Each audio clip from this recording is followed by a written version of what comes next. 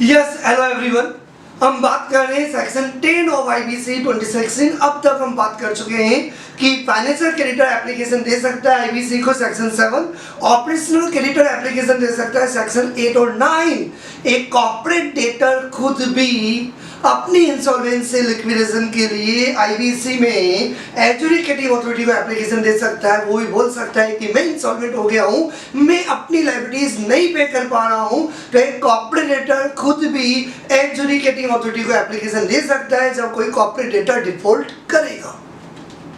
तो आज हम यही बात करने वाले हैं कि कॉर्पोरेट डेटर यदि एजुडिकेटिंग अथॉरिटी यदि एप्लीकेशन देता है तो क्या प्रोसीजर एप्लीकेबल होगी।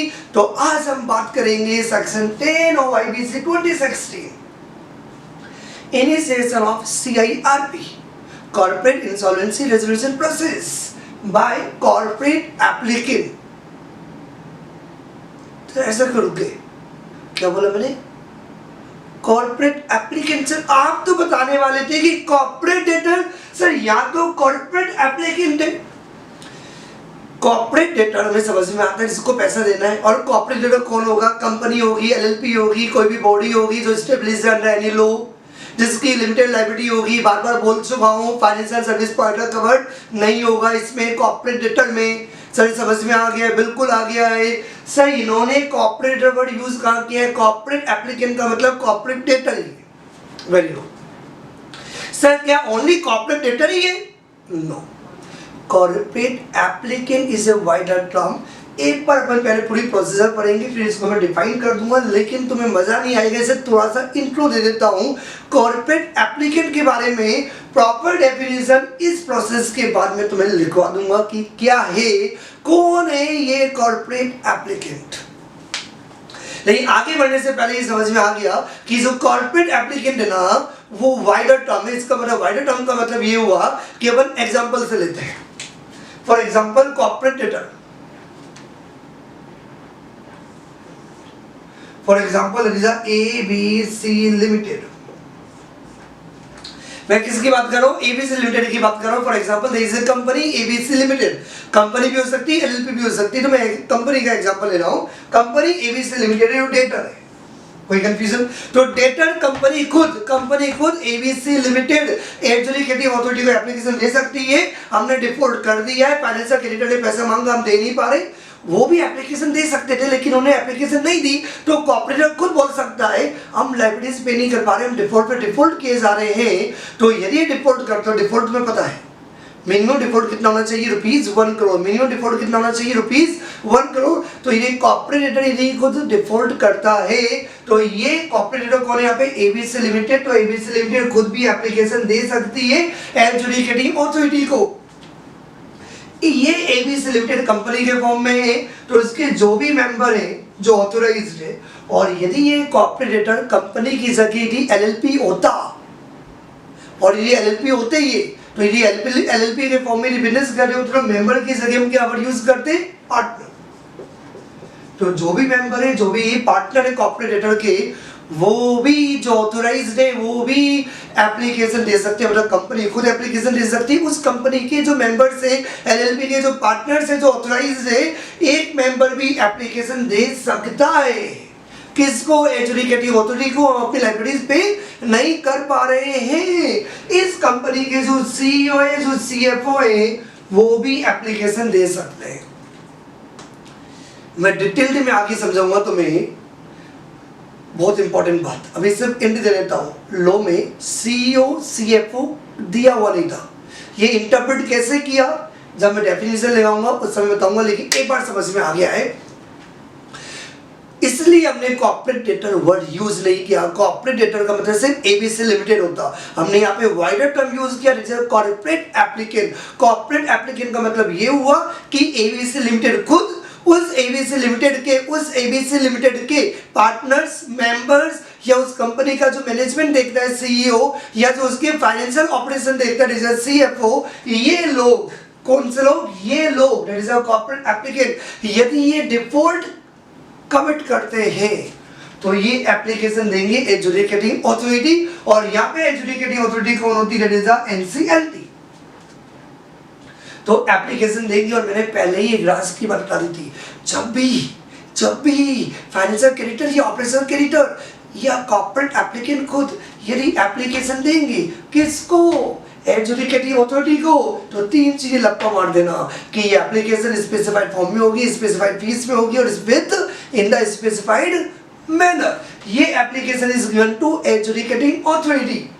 और जो ये एप्लीकेशन आपने सबमिट की अलोंग विद 3 पॉइंट याद रखने पड़ेंगे। भैया ये एप्लीकेशन क्यों दे रहे हो, मैं लाइब्रेरीज नहीं पे कर पा रहा हूँ। कैसे पता चला कि आप लाइब्रेरीज नहीं पे कर पा रहे? दिल चाहता है, ऐसे थोड़ी दिल चाहता है। नहीं, आप बोल रहे हो मैं corporate applicant, corporate debtor, company खुद एप्लीकेशन दे रही, बोलिए अपनी लाइब्रेरीज नहीं पे कर पा रहे, तो एडजुडिकेटिंग अथॉरिटी क्या पूछेगा, आपको ऐसा क्यों लग रहा है कि आप अपनी लाइब्रेरीज पे नहीं कर पा रहे? बट लग रहा है, ऐसे कैसे लग रहा है बताओ ना, ऐसा क्यों लग रहा है? यदि आप किसी डॉक्टर के पास जाते हो, बोलते हो दर्द हो रहा है, तो क्या बोलते हैं, कहां दर्द हो रहा है? कहीं दर्द हो रहा है, मुझे पता ही नहीं कहां दर्द हो रहा है।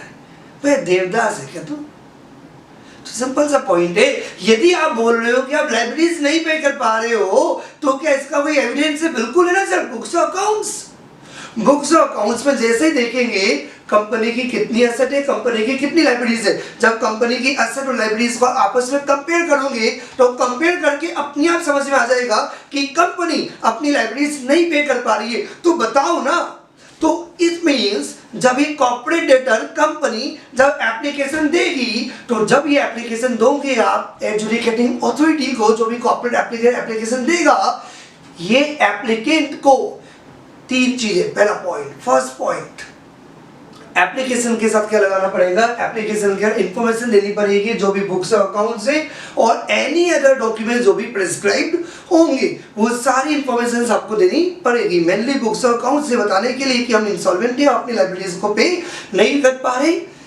सेकंड पॉइंट आपको इजीली समझ में आ जाएगा, क्योंकि हर जगह आता है कि आप जब इंसॉल्वेंसी में जा रहे हो तो ये मैटर कौन देखेगा, आईपी, और आईपी को हम यहाँ पे क्या बोलते हैं, आरपी। तो इसका मतलब क्या करेंगे, प्रपोज करेंगे, name of the proposed RP. What is the full form RP? Resolution professional, resolution professional. और रेजोल्यूशन प्रोफेशनल कोई नया पर्सन नहीं, ये आईपी है, ये आईपी है, it is a member of IPA. याद आया? बिल्कुल याद आया। पॉइंट नंबर थर्ड तो हमेशा याद रहेगा, तुम्हें भूल ही नहीं सकते, सर लॉजिक है। एक एग्जांपल ले लेता हूं, यहाँ पे जो कॉर्पोरेट डेटर है समझाने के लिए एबीसी लिमिटेड की जगह आप रिलायंस ले लो। मैंने बोला रिलायंस का एक मेंबर भी एप्लीकेशन दे सकता है, तो क्या रिलायंस का मेंबर बनना वो डिफिकल्ट है? जिनको थोड़ा सा भी कॉमन सेंस होगा उनको लगेगा, उनको पता है, देखते समझ में आ गया सर रिलायंस का मेंबर बनना इजी है सर। मेंबर मतलब शेयर परचेज कर लो। तो रिलायंस कंपनी है, जैसे आपने ये शेयर खरीदा, एक शेयर आपने खरीदना टफ है सर? बिल्कुल नहीं है। तो रिलायंस कंपनी आपने शेयर खरीदे, जब आपका नाम रजिस्टर्ड मेंबर के अंदर इंक्लूड हुआ तो आप क्या बन गए, मेंबर। और मेंबर बनते आपने क्या बोला, इस रिलायंस कंपनी को इंसॉल्वेंसी में ले जाओ। क्या करोगे तुम? मुझे आज विप्रो कंपनी से बदला लेना है, मुझे आज इन्फोसिस से बदला लेना है, तो मैं उन कंपनी के शेयर परचेज करूंगा और इंसॉल्वेंसी ले जाऊंगा। ऐसे तो हर इंसान हर मेंबर बन के कंपनी को परेशान करता रहेगा। मजाक हो रहा है? लॉ मेकर को पता था, लॉ मेकर को पता है, उन्होंने बोला एक मेंबर एप्लीकेशन दे सकता है जो ऑथराइज्ड है, जो ऑथराइज्ड भी हो। तो मेंबर और पार्टनर जो ऑथराइज्ड है वो एप्लीकेशन दे सकते हैं। कितना ऑथराइजेशन चाहिए होगा? यदि कंपनी के केस में ऐसा पास करना पड़ेगा भैया। यदि मेंबर एप्लीकेशन देता है, सीईओ एप्लीकेशन देता है, सीएफओ एप्लीकेशन देता है, कंपनी खुद भी एप्लीकेशन देती है, तो एप्लीकेशन दो, एक कंपनी एप्लीकेशन दे सकती है, कोई प्रॉब्लम नहीं है, लेकिन it must be authorised by the special resolution. That is a very important. Company के मेजॉरिटी ऑफ मेंबर्स रेडी होने चाहिए जो इंसॉल्वेंसी में लेके जाना चाहते हो। ऐसा नहीं कि कुछ लिमिटेड मेंबर्स बोले इस कंपनी को हम इंसॉल्वेंसी में लेके जाएंगे, ऐसा नहीं होगा। इट मींस ये तो रिक्वायरमेंट यही कि कंपनी ने डिफॉल्ट कर दिया हो, ये तो रिक्वायरमेंट यही कि कंपनी ने डिफॉल्ट कमिट किया हो, एलएलपी ने डिफॉल्ट कमिट किया हो। लेकिन यदि कंपनी एलएलपी खुद यदि एडजुडिकेटिंग अथॉरिटी के पास यदि एप्लीकेशन देती है तो that application must be supported by SR in the case of company. और यदि एलएलपी है तो उस केस में that must be supported by the 3/4 of the total number of partners का रेजोल्यूशन पास होना चाहिए। यदि रेजोल्यूशन पास होगा तो एप्लीकेशन एक्सेप्ट होगी, अदरवाइज नहीं होगी। Very very important. एक बार वापस से बता देता हूं थर्ड पॉइंट के अंदर क्या है। थर्ड पॉइंट के अंदर यदि कंपनी एप्लीकेशन दे रही है तो एसआर पास हो बाय द शेयर होल्डर्स, और यदि एलएलपी यदि एप्लीकेशन दे रहा है तो एक दो पार्टनर से काम नहीं चलेगा, जितने भी पार्टनर्स हैं उनका 3/4 के द्वारा रेजोल्यूशन पास होना चाहिए approving the filing of application. Mean जब भी आप फाइल कर रहे हो एप्लीकेशन को, डेट मस्ट बी ऑथराइज। वो एप्लीकेशन ऑथराइज होनी चाहिए। कितना? कंपनी के केस में एसआर के द्वारा पास होना चाहिए, और पार्टनर और एलएलपी के केस में 3/4 पार्टनर्स के द्वारा that resolution must be pass. कौन सा रेजोल्यूशन? जो अप्रूव कर रहा है फाइलिंग ऑफ एप्लीकेशन। हमने एप्लीकेशन किसको दी? Adjudicating authority, that is the NCLT. एक बार इतना लिख लो, फिर अपन आगे कंटिन्यू करेंगे।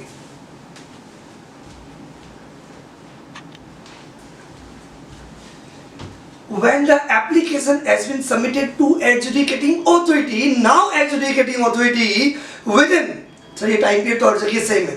फाइनेंशियल क्रेडिटर के केस में भी हमने बात की थी, ऑपरेशनल क्रेडिटर के केस में भी बात की थी। Adjudicating authority with in 14 days के अंदर या तो एप्लीकेशन को एक्सेप्ट करेगा या एडजुडिकेटिंग अथॉरिटी एप्लीकेशन को रिजेक्ट करेगा, या तो एप्लीकेशन एक्सेप्ट होगी या एप्लीकेशन आपकी रिजेक्ट होगी।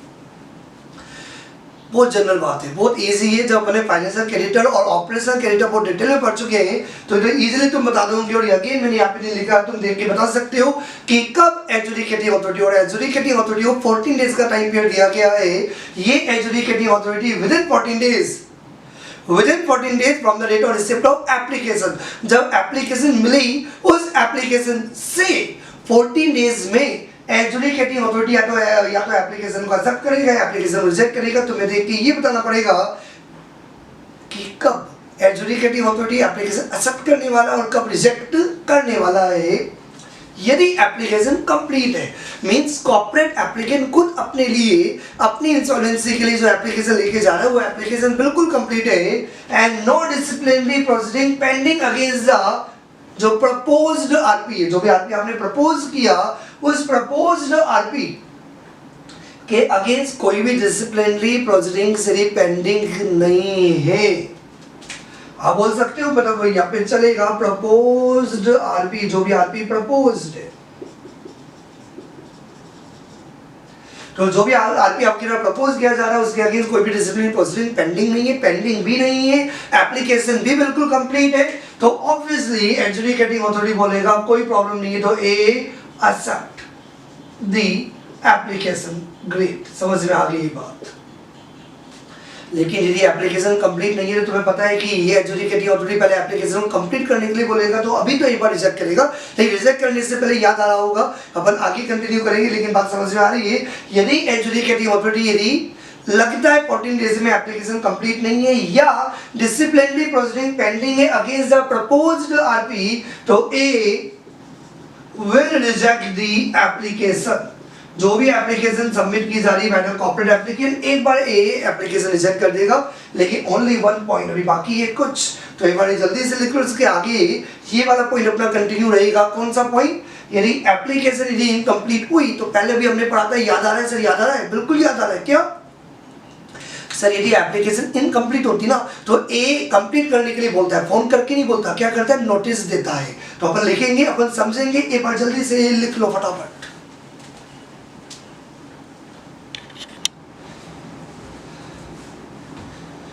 यस, अब तक एडजुडिकेटिंग अथॉरिटी ने एप्लीकेशन को एक्सेप्ट कर लिया है या एप्लीकेशन को रिजेक्ट कर दिया है। यदि एप्लीकेशन एक्सेप्ट हो गई तो आपको सिर्फ ओनली कम्युनिकेट करना है, लेकिन यदि एडजुडिकेटिंग अथॉरिटी ने एप्लीकेशन रिजेक्ट कर दिया तो वही मैटर खत्म हो गया। लेकिन जो मैटर खत्म हुआ ना उसमें एक पॉइंट है, यदि एप्लीकेशन इनकम्प्लीट है, यदि एप्लीकेशन यदि इनकम्प्लीट है तो भैया परमानेंटली रिजेक्ट करने की क्या जरूरत है? उसे बोल दो ना, कॉर्पोरेट एप्लीकेंट जी सुनो जी अपनी एप्लीकेशन को कंप्लीट कर दो। तो कैसे बताएगा? नोटिस देगा। तो यदि एडजुडिकेटिंग अथॉरिटी ने एप्लीकेशन को रिजेक्ट किया तो ये एडजुडिकेटिंग अथॉरिटी एप्लीकेशन को रिजेक्ट करने से पहले कौन सा ग्राउंड?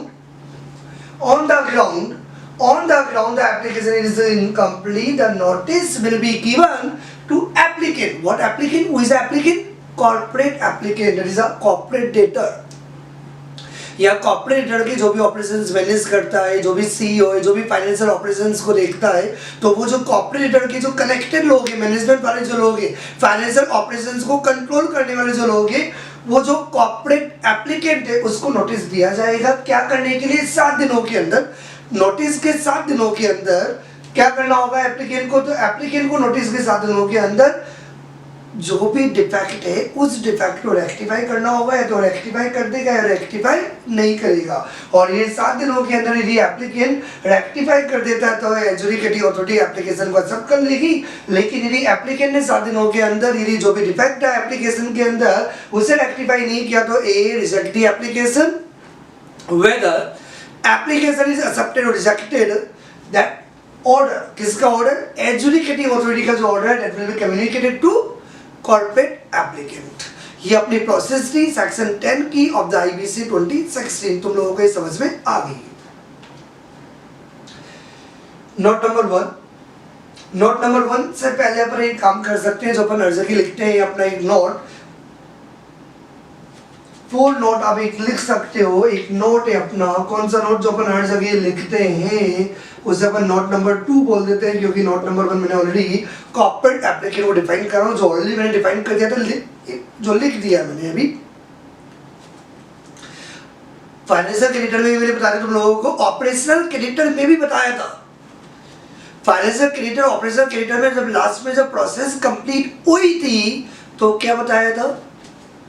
CIRP सेल कमेंस, जिस दिन एप्लीकेशन थी उस दिन से कमेंस नहीं माना जाएगा। CIRP shall commence from the date of admission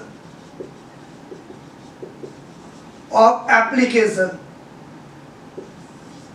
bye, अब कॉर्पोरेट एप्लीकेंट ने तो एप्लीकेशन दी है, तो जिस दिन एप्लीकेशन दी है वो CIRP कमेंस नहीं बना जाता, CIRP कमेंस बना जाता है, या इंसॉल्वेंसी कमेंसमेंट डेट भी बोल सकते हो, जिस दिन एप्लीकेशन एडमिट की बाय एडजुडिकेटिंग अथॉरिटी। ये डेट बहुत इंपॉर्टेंट है। अब मजा आना स्टार्ट होने वाला है। एक बार ये तीनों प्रोसेस हमें समझ में आ गई, क्योंकि CIRP तो अब स्टार्ट होगी। अब देखेंगे क्या करना है, इंसॉल्वेंसी में कैसे होगा। अभी एडजुडिकेटिंग अथॉरिटी ने ये नहीं बोल दिया कि इंसॉल्वेंसी, एडजुडिकेटिंग अथॉरिटी बोलता है कि जब ये एप्लीकेशन दे रहे हैं तो अब देखते हैं क्या तेरे साथ सलूक किया जाए, तो इंटरेस्टिंग अब बाकी है और मजा आएगा। लेकिन फिलहाल समझ में आ गया कि जिस दिन फाइनेंशियल क्रेडिटर ने एप्लीकेशन दी, ऑपरेशनल क्रेडिटर ने एप्लीकेशन दी, या कॉर्पोरेट एप्लीकेंट ने एप्लीकेशन दी, वो CIRP कमेंस नहीं माना जाता, corporate insolvency commencement. CIRP corporate insolvency resolution process का जो कमेंसमेंट है, जिसे अपन इंसॉल्वेंसी कमेंसमेंट डेट भी बोलते हैं, ये कमेंस ये स्टार्ट मानी जाएगी जिस दिन एडजुडिकेटिंग अथॉरिटी एप्लीकेशन एक्सेप्ट करेगा। अब last point, note number 1, meaning of corporate applicant. Already मैंने बता दिया है, सेक्शन 5 क्लोज 5 के अंदर दिया हुआ है कि कॉर्पोरेट एप्लीकेंट किसे बोलेंगे। यहाँ पे कॉर्पोरेट एप्लीकेंट भी एप्लीकेशन दे सकता है। कॉर्पोरेट एप्लीकेंट में कौन कौन कवर्ड है? जो कंपनी है, जो मैंने एग्जांपल दिया था ABC लिमिटेड, तो ABC जो लिमिटेड है कॉर्पोरेटर खुद एप्लीकेशन दे सकता है। ये जो ABC लिमिटेड है ना, इसके जो मेंबर्स है या जो भी पार्टनर्स है जो ऑथोराइज्ड है, तो जो भी ऑथराइज्ड मेंबर, किसके मेंबर? ABC लिमिटेड खुद एप्लीकेशन दे सकती है। ABC लिमिटेड के जो मेंबर्स हैं और जो भी पार्टनर्स हैं जो ऑथराइज्ड हैं to make the application for CIRP, where authorised, का ऑथराइज्ड है? Under the constitutional document. Sir directly आप मेमोरेंडम बोल देते हैं, आपने मेमोरेंडम डायरेक्टली क्यों नहीं बोला? यदि कंपनी है तो कॉन्स्टिट्यूशनल डॉक्यूमेंट के अंदर मेमोरेंडम में आर्टिकल्स रहेगा, और LLP तो LLP के जो भी कॉन्स्टिट्यूशनल डॉक्यूमेंट है उसके अंदर क्या होना चाहिए? ऑथराइज होना चाहिए। वो मेंबर और पार्टनर भी एप्लीकेशन दे सकता है। मैंने बताया था पॉइंट नंबर C कि कंपनी की इंसॉल्वेंसी के लिए कंपनी खुद एप्लीकेशन दे रही है। कंपनी के ही लिए कंपनी के जो पर्सन इन्वॉल्व है, an individual who is in charge of managing the operations and resources of corporator, जिसे अपन CEO भी बोल सकते हैं, chief executive officer of the company या एनी अदर। ध्यान से सुनना, IBC 2016 में कहीं भी CEO वर्ड नहीं है। उन्होंने बोला ये जो कॉर्पोरेटर है, ये जो कंपनी है, जो LLP है, इस कंपनी एलएलपी के जो भी ऑपरेशंस हैं, जो भी कंपनी के सारे रिसोर्सेज को जो भी मैनेजर है, जो मैनेजिंग करता है, जो पूरी कंपनी के सारे ऑपरेशंस को देखता है, जिसे generally day to day language के अंदर सीईओ बोलते हैं, इसलिए मैंने सीईओ वर्ड यूज कर लिया था। लेकिन ओनली सीईओ होगा ये गलत है। ये तो बिजनेस के अंदर आप कोई भी नेम से आप यूज करो, लेकिन वो पर्सन वो इंडिविजुअल जो कंपनी के सारे ऑपरेशन, सारे रिसोर्सेज, कंपनी की सारी एक्टिविटीज को क्या करता है, मैनेज करता है, जो इंचार्ज है उस कंपनी का, जो इंचार्ज है एलएलपी का, वो इंचार्ज खुद भी एप्लीकेशन दे सकता है कंपनी की इंसॉल्वेंसी के लिए। A person who has control and supervision over the financial affairs। तो मैंने एक वर्ड यूज किया था, लेट्स से CFO, लेकिन लॉ मेकर्स ने कहीं भी CFO वर्ड नहीं बोला। लॉ मेकर्स से बोलते हैं जो भी कंपनी के फाइनेंशियल ऑपरेशंस को देखता है, या कंपनी के ओवरऑल ऑपरेशंस को देखता है, या कंपनी के जो मेंबर्स या पार्टनर्स या कंपनी खुद, ये सब कॉर्पोरेट एप्लीकेंट के अंदर कवर्ड होंगी। और सेक्शन 10 में ये कॉर्पोरेट एप्लीकेंट एडजुडिकेटिंग अथॉरिटी को एप्लीकेशन दे सकता है where default committed. Write down first।